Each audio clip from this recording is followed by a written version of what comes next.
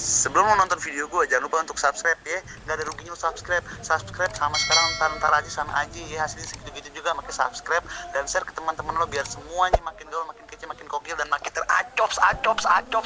Selamat menonton and stay.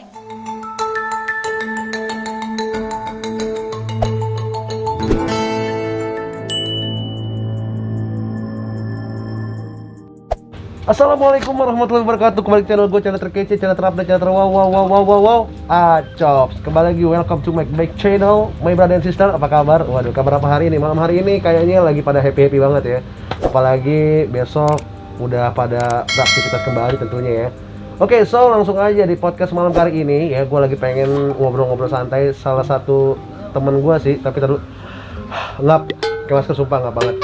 Nah, gue pengen bicara tentang yang namanya sebuah kehidupan zona hitam.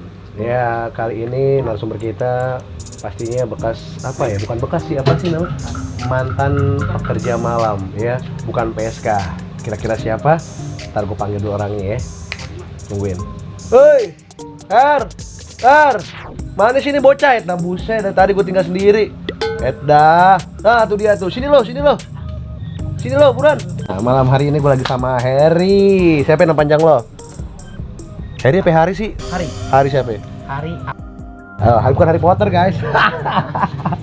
Oke, malam hari ini gue lagi pengen ngulik sejarah tentang Harry ya.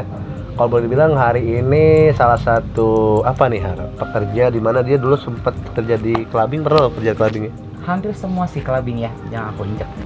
Gitu ya. Launch. Berapa tahun kira-kira lo di clubbing?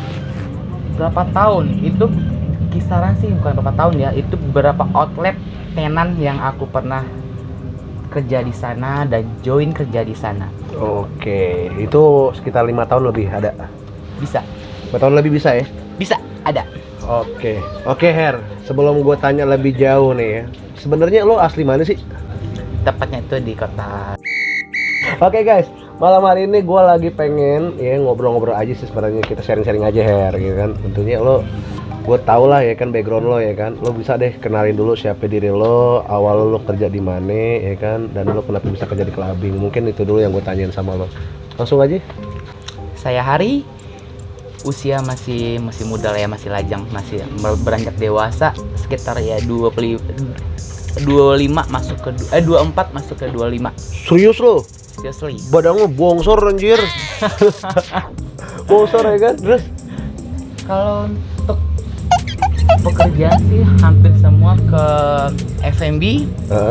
Sebenarnya sih basic aku di dunia F&B itu di tahun 2000 sekian. Basic dari kecil sampai besar tuh saya adalah make up. MVB itu yang hidup di dua alam ya? F&B, bukan itu kata. Amfibi ya? Itu amfibi. Bukan F&B. FMB apa itu? Food and beverage. Oh, food and beverage, ya kan? Itu arti makanan dan Minuman. Oke, kenapa lu bisa mencintai dunia food dan minuman? Apa lu doyan makan, doyan minum, apa gimana? Sebenarnya sih dari tahun 2000, kalau nggak salah 2014 saya terjun.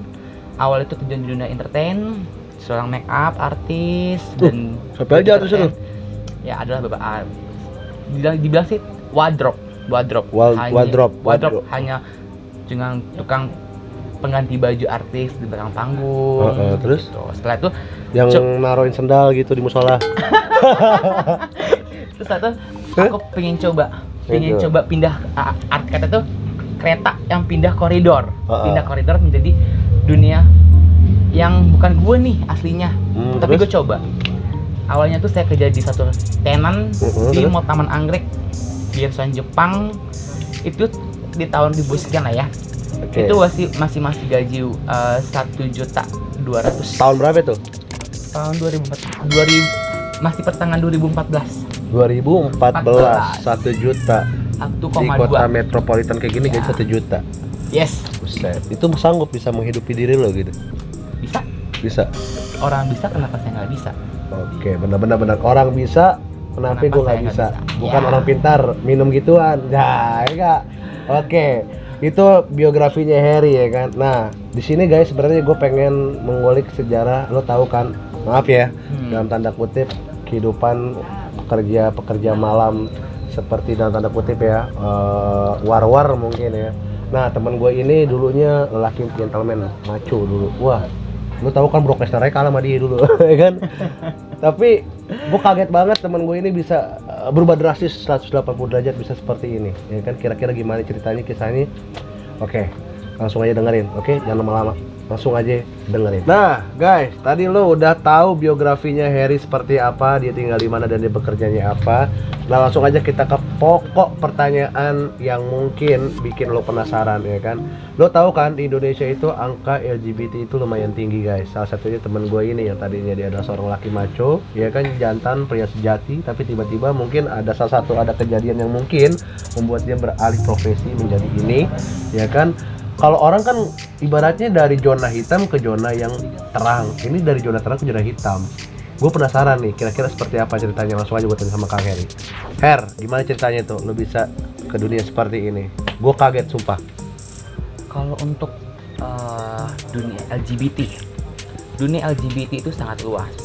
Kalau saya pengetahuan saya, dulu masih saya kelas, ini cerita masa lalu saya ya. Iya. Waktu saya SD terjadilah sebuah pelecehan seksual terhadap diri saya sendiri. Di situ ya antara seorang anak kecil yang usia masih kanak-kanak dan dilecehkan oleh seseorang dewasa. Dan di situ saya ngerasa ya gimana ya, seorang anak kecil yang merasakan ya negatif gitu. Dan pun zaman tahun 2000 sekian itu masih tabu banget dengan kaum LGBT. Masih kurang lah ya, istilahnya nggak terlalu tenar ya. Iya, karena yang kulihat di Indonesia itu negara keagamaan dan budaya. Beda dengan negara kayak Thailand, Belanda, sama negara luar sana yang mereka belak-belakan. Tapi kan kalau negara Indonesia pun mempunyai kultur budaya sendiri gitu. Iya, masih dianggap ya susah lah ya untuk tembus masuk gitu. Dan di sana pun udah saya SD, dan pun jujur dari dulu saya sekolah sampai SMA, teman saya mayoritas adalah wanita gitu. Mungkin di sana saya nyaman berteman dengan wanita daripada ketimbang sama lelaki gitu. Oke, itu awal mulanya itu ya. Iya. Itu awal mulanya lo bisa seperti ini. Keasikan main sama cewek. Lah, bukannya lo main sama cewek itu dalam kategori normal, lo laki di cewek gitu. Kenapa bisa lo mengambil keputusan kalau itu awal mulanya lo bisa nyemplung ke dunia seperti ini? Nyemplung, oke. Nyemplung itu apa lo punya rasa trauma gitu? Trauma bisa jadi karena dari yang pelecehan seksual di saya umur SD. Itu sama pedofil atau seperti apa? Enggak. Dibilang sih dia seorang, usia dia masih 28 tahunan. Iya dong, pedofil kalau gitu dong. 28 tahunan, dan dia dibilang sih dia satu kampung dengan saya. Ya begitu. Terus setelah itu, setelah lo mengalami kejadian yang kurang mengenakan itu, lo langsung trauma gitu? Dibilang trauma sih enggak ya. Labil, antara labil, dan orang pun dengan dulunya itu emang saya udah agak, karena mungkin orang ada yang bilang lu tuh kebanyakan bergaul dengan wanita dan cara body language lu dan bahasa lu seperti wanita. Yang gue rasain sendiri sih, gue ngomong yang ala kadarnya, tapi orang nanggap gue seperti wanita. Dan gue pernah bertanya pada diri gue sendiri, gue laki atau perempuan? What? Yes. Dan pun saya pernah bilang ke Tuhan, ke Allah, ya Allah, saya laki atau perempuan? Karena apa? Boy or girl? Yes. Karena apa? Setiap orang melihat gue seperti wanita, bukan seorang laki-laki. Itu dalam diri lu sendiri. Tapi kan dalam kodrat lu kan lahir, maaf ya, dari segi kelamin lu tuh batang, bukan jeruk men, bukan melon, ya kan? Tapi kenapa lu bisa beranggapan lu itu wanita gitu loh? Why? Something? Ya mungkin gue rasain seperti ini, karena gue orangnya Satu, gampang melo ya, gampang melo, gampang nangis. Itu yang gue rasain karena ya teman-teman gue dari dulu, dari SD sampai SMA itu semuanya wanita dan mereka care sama gue dan mereka tempat curhat gue, ya gue kan nyaman sama mereka gitu. Dan gue rasa oh di situ mungkin atau gue terbawa dalam keenakan atau gimana nggak tahu. Setelah itu dari kampung gue pindah ke Jakarta, dan di Jakarta pun gue berteman dengan beberapa kaum LGBT dan lesbi. Berteman. Hanya berteman awalnya. Lu belum ada kepikiran buat masuk situ. Belum. Setelah itu. Wait. Tapi berarti lu merasa dalam diri lu itu ada dua apa kepribadian gitu. Iya, gue ngerasa punya kepribadian dua. Ganda. Wow. Karena prinsip gue dari dulu, gue adalah bunglon. Kamuflase gitu, bisa berubah menjadi apapun, berubah warna gitu. Iya, karena bagi gue benci dengan orang yang hidup dengan penuh dengan apa ya? Drama. Gue pernah benci. Gue anggap diri gue adalah bunglon. Kenapa gue anggap diri gue bunglon? Gue bisa menempatkan di mana gue berpijak, tidak mensamaratakan. Dalam tanda kutip, lo bisa menyesuaikan diri lo dengan lingkungan, dimanapun lo bergaul. Oke, berarti di saat lo bergaul sama orang laki-laki, lo bisa jadi laki-laki. Di saat bergaul sama perempuan, lo bisa jadi perempuan. Iya. Oke, itu yang tadi gue tanya soal awal mula lo, ya kan? Terus kenapa lo bisa ketagihan sampai sekarang? Pertanyaan gue, lo nggak mau nikah sama cewek gitu? Dibilang ketagihan sih, abisnya enak ya. Enak. Karena di tahun 2000 batang-batang bro, diadu bro. karena tahun 2000 sekian masih aku tinggal di Tanjung, sebuah daerah namanya Jakarta Barat. Oke. Aku punya boyfriend. Sahabat lo ya? Bukan, boyfriend. Temen. Pacar. Oh.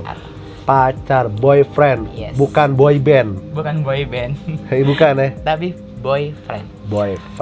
Gue pacaran sama dia sekitar hampir 4 tahun setengah, satu atap, dan ibunya ngerestuin hubungan kita berdua, dan gue pernah main ke rumah ibunya. Why? Ya, dan ibu pun ngerestuin hubungan kita berdua. This is crazy bro, gila, boyfriend satu atap. Iya. Dan kalau madu dua satu atap nggak apa-apa nih, boyfriend bro.